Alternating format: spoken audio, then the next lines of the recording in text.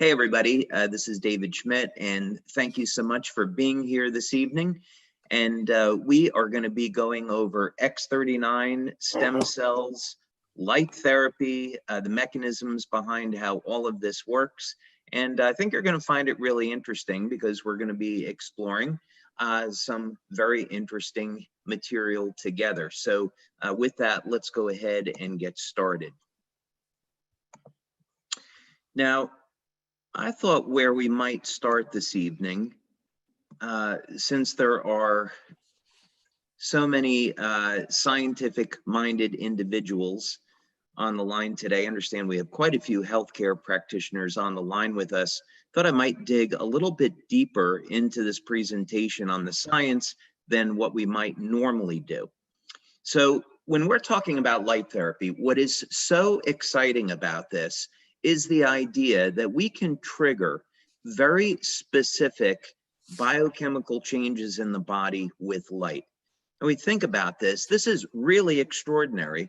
If we looked at the pharmaceutical model, we know that a pharmacologist could spend their entire career, they could spend 20 years trying to figure out how to engineer and create a new drug to activate a specific receptor in the cell to produce a specific effect.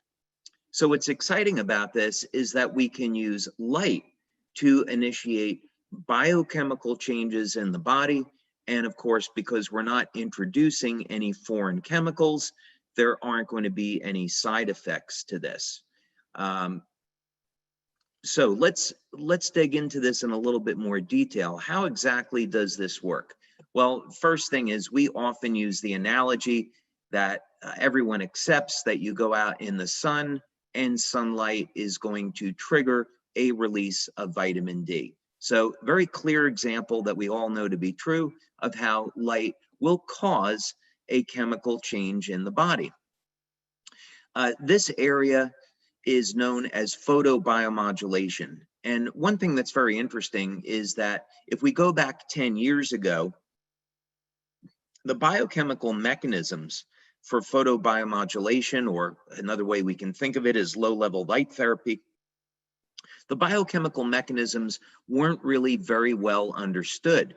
If we go back 20 years ago, light therapy was relegated to the area of quackery. Traditional scientists thought, no, this is a placebo effect, there's really nothing to it. And today, with over 5,000 clinical studies that have been published with people like Dr. Michael Hamblin at Harvard University doing pioneering research. Dr. Hamblin has over 400 clinical studies that are published. The mechanisms by which light therapy works and produces these changes are very well understood. Our company, Lifewave, has performed over 80 clinical studies in the last 18 years. So we have created an enormous body of scientific research that tells us how the patches work. Okay, well, let's just start over here. We see we have different wavelengths of light. And in this example, the wavelengths are in the near infrared band, but we can see cellular change in the visible band of light as well. But what's generally accepted is that, and what has been demonstrated and shown, is that wavelengths of light in the near infrared are going to increase production of cytochrome C oxidase. And this is, of course, very significant and important because of cytochrome C oxidase's role in the electron transport chain. And the electron transport chain, of course, is involved in producing energy from carbohydrates and fats in the mitochondria. So net end result is that we can use light to elevate energy production in the cell, and as a result, that net increase in energy in the cell can be used to drive different chemical processes. So if we want to, in our case, synthesize a naturally occurring peptide in the cell, this is going to be the pathway under which we're going to do that. And sorry, I know I'm going fast. I'm trying to get a lot of information in a short period of time. Now, as I mentioned, there are thousands of studies that are going to be in the literature. We're not going to have the time this evening, of course, to do an exhaustive accounting of all those studies. But just suffice it to say that here would be an example of a study where using near-infrared light to elevate cytochrome C oxidase is demonstrated and shown, and you can see that in the results of the study when you scroll down. Okay, now, why should we be concerned about this?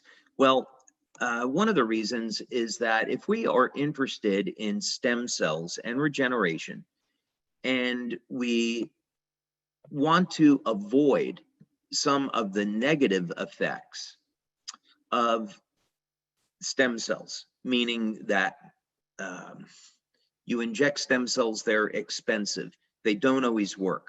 There can be contraindications. Sometimes the stem cells will divide in ways that are not beneficial or healthy. This certainly happened in the early days of stem cells.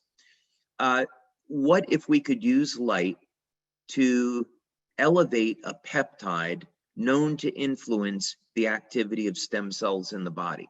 And that's exactly what we're doing here. Now, Dr. Lauren Picard has spent over 45 years investigating copper peptide. As a matter of fact, he is the scientist that discovered copper peptide. And there's two peptides here that we're interested in, GHK and GHK-Cu. The difference is that what we've seen in our studies, which I'll show you in a moment, is that first X39 will elevate GHK, and then GHK will bond with copper ions. It has a very high affinity for copper, and both GHK and GHK-Cu are going to show a number of metabolic benefits, but specifically, we're going to look at the role of GHK-Cu in stem cells. So here is a study that I think you would find of interest because it shows the role of GHK in regeneration. This was published in 2015. And the mechanism is extraordinarily interesting. When we think about how are human beings going to benefit from stem cell therapy, we often think in terms of injecting young, healthy cells into the body. And that's certainly one way to do it. But what if we could take the endogenous, naturally occurring stem cells that are already in our body and get them to function like younger, healthier cells? And this is one of the really exciting things about copper peptide. You can see here that one of the things that was discovered by Dr. Picard is that about 4,000 genes are regulated, either up or down regulated, but essentially resetting those genes to a younger, healthier state. So this means that the stem cells can behave like younger, healthier cells. Here's a later study that was published in 2018.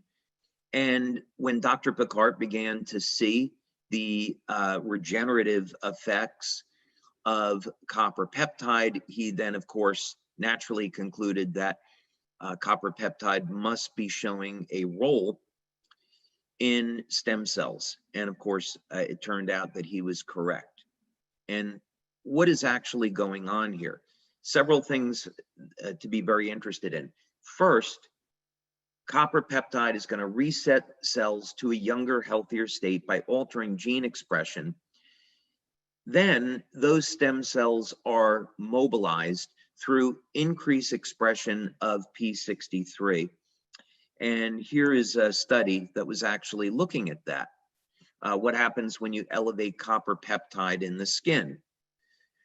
Now, not only will copper peptide increase the ability of stem cells to get to an injury site, but in addition, copper peptide has been found to revert the stem cells in the skin to pluripotent stem cells. So this means the total number of circulating stem cells increases. And in other studies that have been published, this leads to regeneration of damaged tissue. So we, of course, have done a significant number of studies, and you can find them here. We're not going to have time to go over all of these this evening. We have 9 clinical studies that we've completed so far on X39. Because of COVID, there have been delays in getting those published. We have one in particular I'm really excited about. It's a 50-person double-blind study on looking at X39 on how it elevates copper peptide. We have the predecessor to that that you can see here that was published. But basically what we show is that within the first 24 hours, X39 elevates GHK. And this is why when you look at metabolic studies that we've done on X39, it shows that most people are going to start to feel results in as little as 24 hours, and vast majority within the first 7 days. Okay, let's back up a little bit here.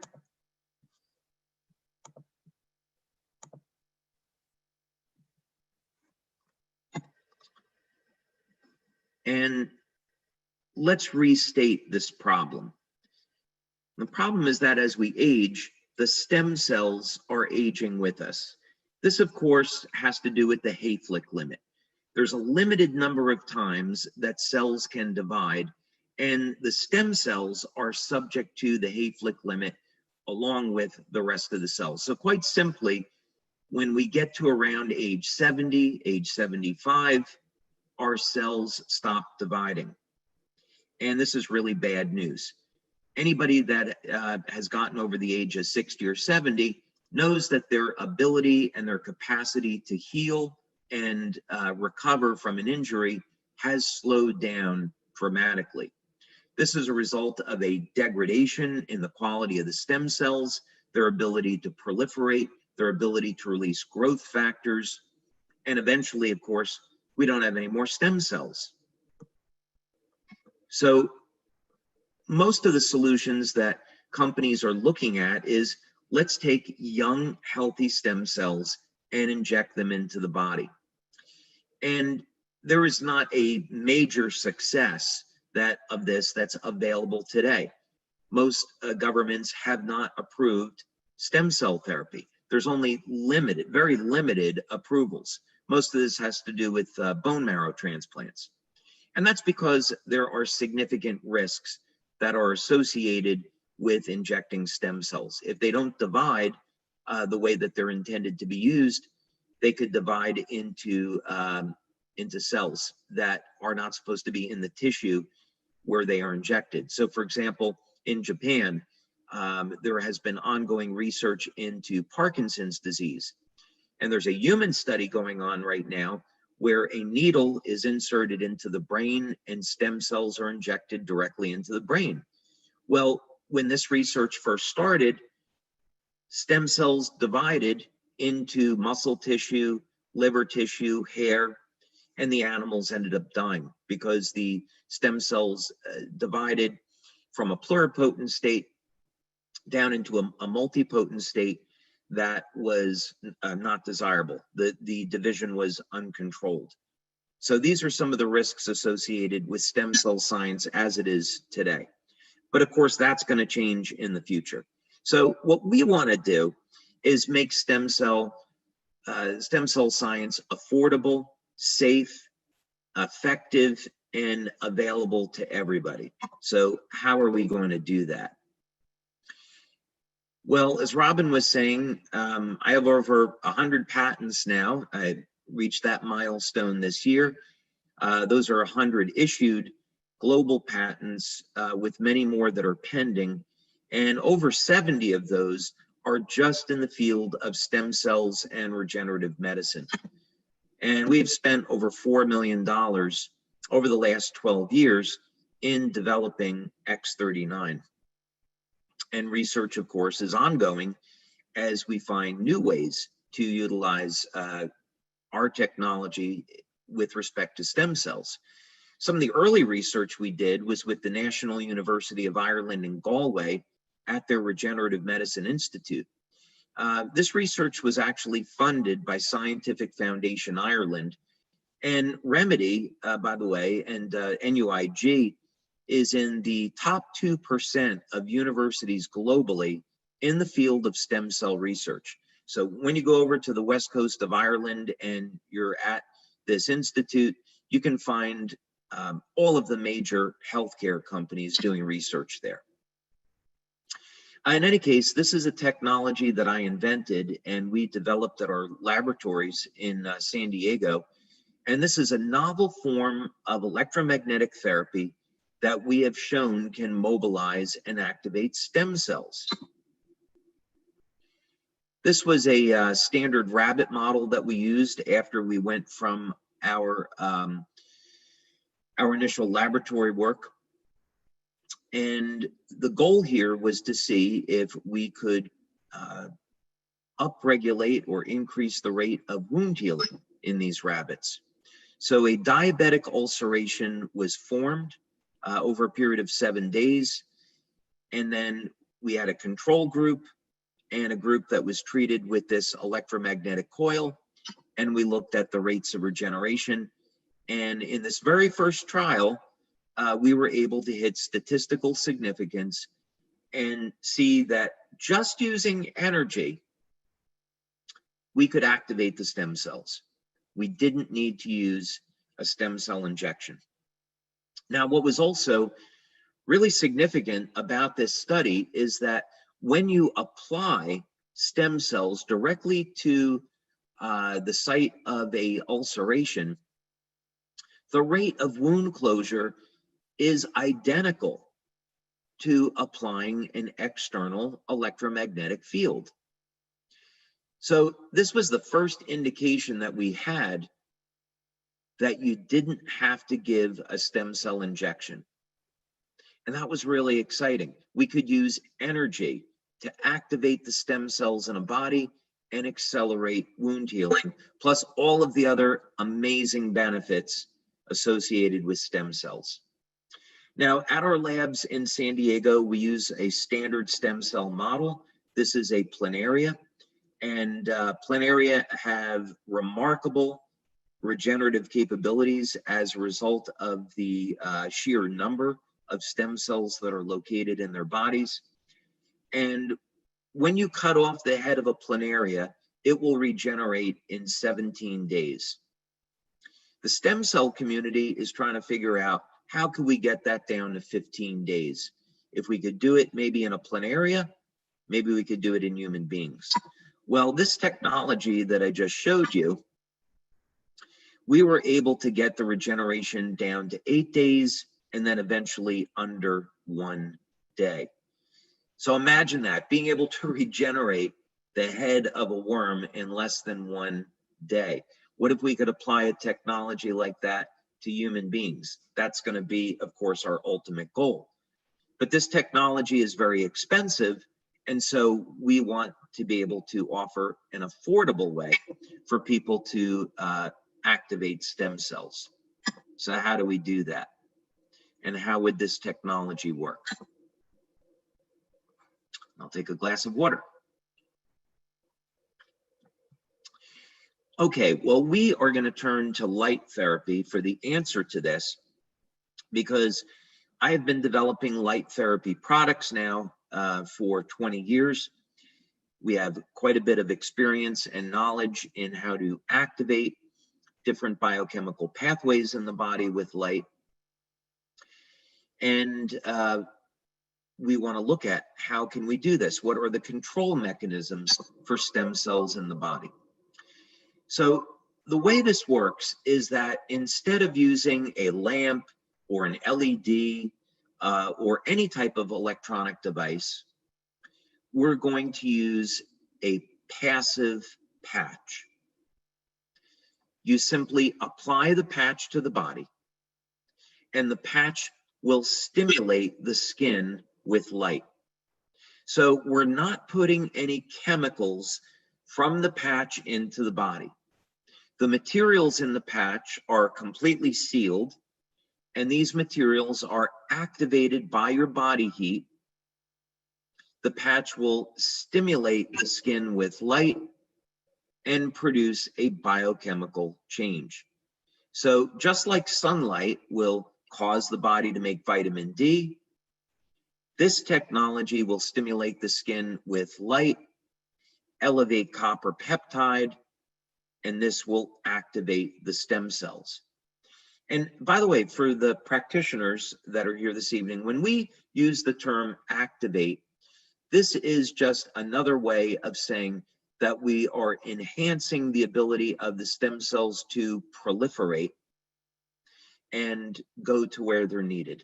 And that, of course, is going to be the site of inflammatory cytokines where there's an injury. We know stem cells are attracted to that type of inflammation.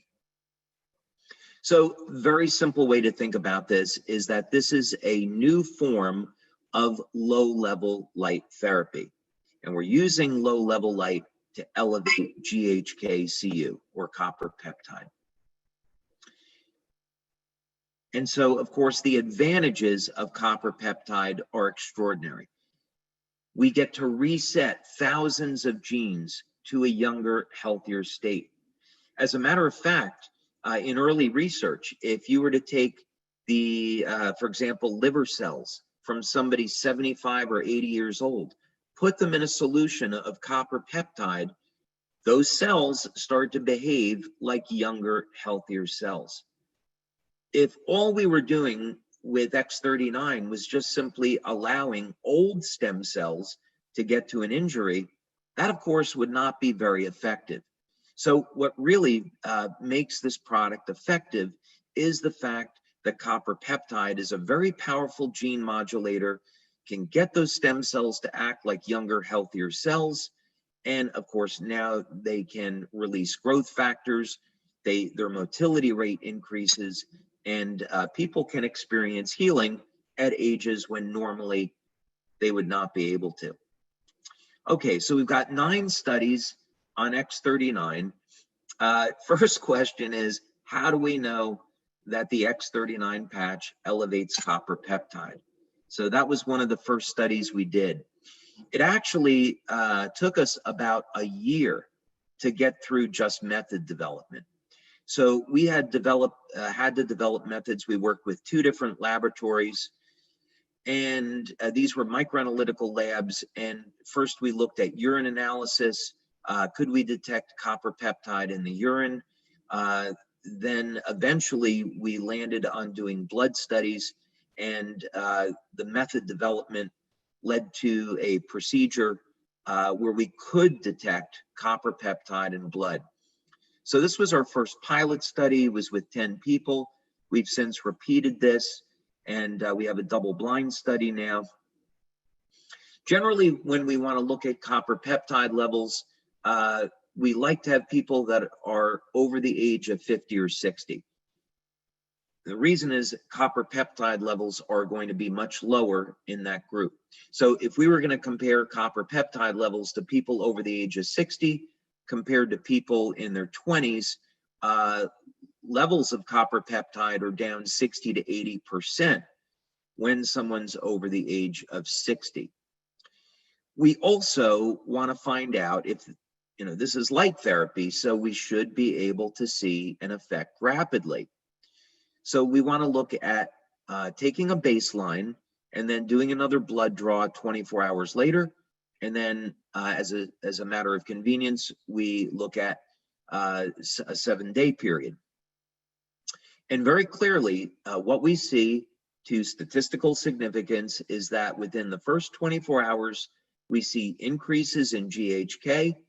We also see increases in GHK-Cu, but not to statistical significance at 24 hours. But of course, at day 7, we are well into statistical significance. Now, we've also done metabolic testing with X39. And this is important. This was we did 2 studies here. The first was a pilot. The second was a 50-person double-blind. Again, mean age was over the age of 60. And we want to look at short-term benefits. What happens to the metabolism in the first 24 hours and in the first 7 days. Well, one thing we were interested in was looking at synthesis of amino acids. And we saw that amino acids were upregulated. So, for example, we looked at the branched chain amino acids like leucine, isoleucine, and valine. And this was important because we had anecdotal information that athletes were recovering much more quickly from exercise. So we saw about a 30 to 40% increase in upregulation of leucine. So I think we've got some pretty good evidence that through elevating leucine, we're activating mTOR, increasing muscle protein synthesis. And of course, this is going to be very valuable, not only in recovery, but also for any athlete or anyone that wants to improve performance. As another example, we also saw an upregulation of tryptophan. And that was interesting because in the early days of studying X39, we saw that people were getting improved levels of sleep. We eventually measured GABA levels, and we saw GABA levels being upregulated as well. So we indeed were able to determine why people were experiencing improvements in their quality of sleep. We also saw improvements in memory with X39, and I'm going to show you another study, a separate study that we did looking at the brain. Very interesting, we saw statistically significant decreases in blood pressure in people that had elevated blood pressure.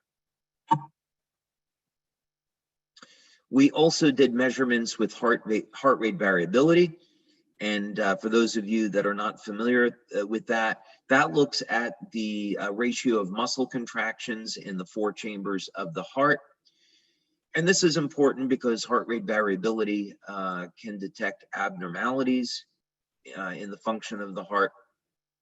And we saw improvements in heart rate variability. Overall vitality, we saw improved. Even breathing improved. Okay, and then on to brain mapping. And I'm going through this quickly so we can get to your questions. We can actually, do a much deeper dive into each of these studies. But just going through quickly, because I know there are a lot of questions tonight. We have the privilege of working with Dr. Gaetan Chevalier. We've been working with Dr. Chevalier now for over 10 years. And Melinda Connor, actually, Dr. Melinda Connor, we've been working with her for about 10 years as well.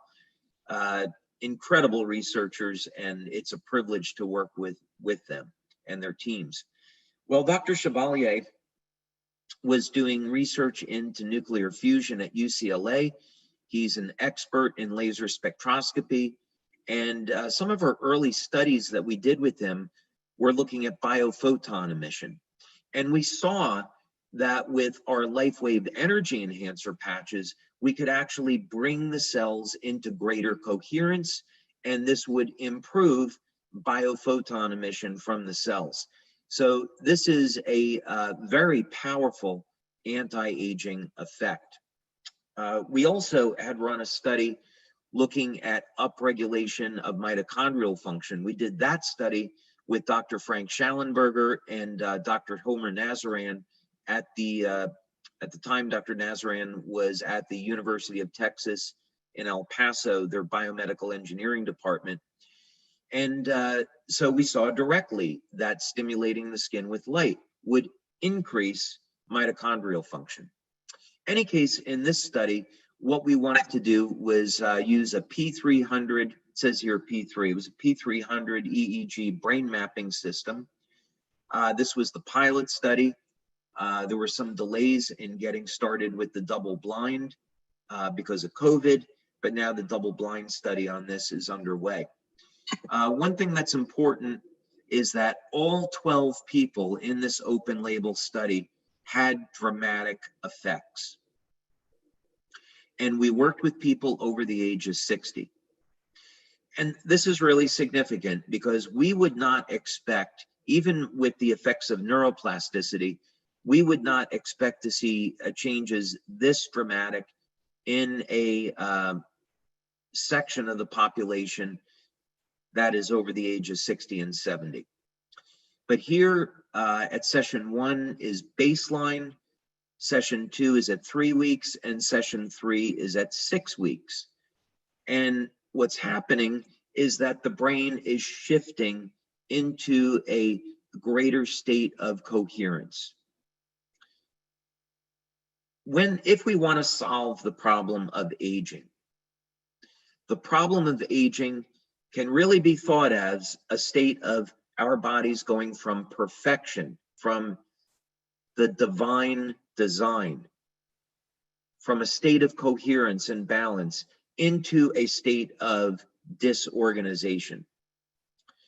And we see this over time, the degradation of the structure of the cells. Well, what would happen if we could reverse that and bring greater coherence to the cells, and of course on the macro level as well? And this is what we see with our products, that they establish greater coherence, and this is some proof of that. Here's the 67-year-old man. Now, I want to highlight the difference between these two, because most people are going to see results with X39 within the first week, and their first month using the product, most people are going to get great results. Some people, however, require a little bit more time, maybe about 10 or 15% of the population. So if you have a patient that's using X39 and they don't see the results the first 3 or 4 weeks, that would not necessarily be unusual. You can see by session 3 here at 6 weeks, already there's a very significant improvement as compared to baseline. So some people are going to take a little bit longer, but it's only about 10 or 15% of the population.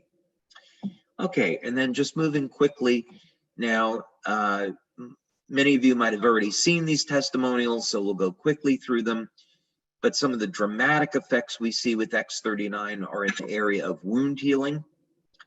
So sometimes it can be a scar that's more than a year old. Even we've had people with scars that were 18 years old. They still saw a dramatic reduction in the appearance.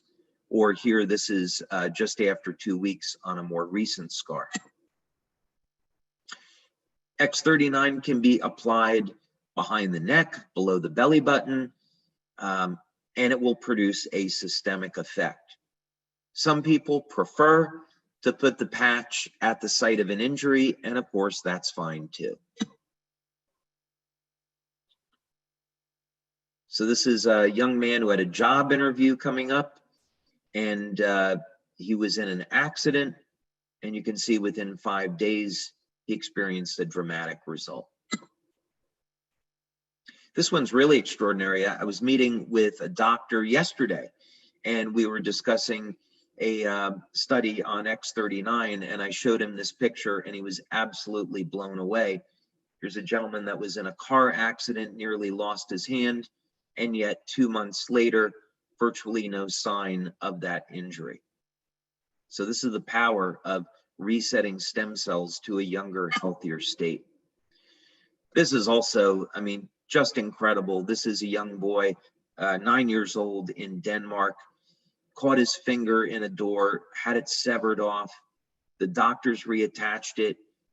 You can see initially it turned black. The parents applied X39, and only 2 months later, the finger is back to normal. The doctor was astounded and said they didn't think that this was possible, and even still, they would have expected more like a 9-month recovery. Now, of course, stem cells, while they do a great job with wound healing, they certainly have very, very powerful anti-aging effects. And one of the things that stem cells do really well is make collagen. Of course, collagen is the most abundant protein in the body. And we know that as we age, there is a decrease in our levels of collagen, and hence this is going to lead, partially, that's going to lead to formation of lines and wrinkles.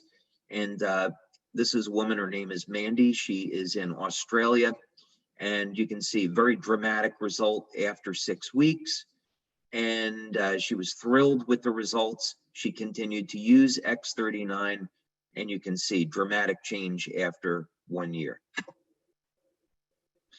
Now, this was actually the very first, I'll call it, youth renewal testimonial that we received on X39.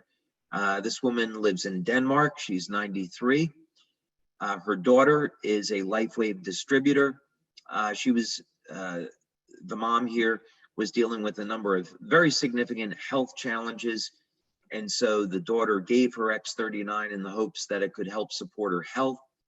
And everyone was truly shocked at the transformation that she went through in only 2 months.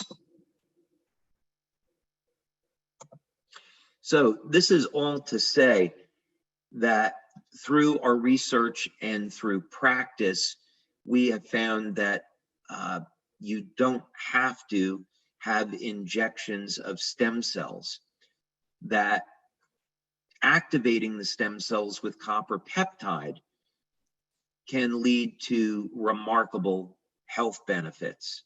One area that we are interested in exploring actually is, well, what happens when you elevate copper peptide and you give a stem cell injections? Would the benefits be even greater? That's an area that we tend to explore in our clinical research. We tend to feel that there could be some synergies there that are really worth exploring.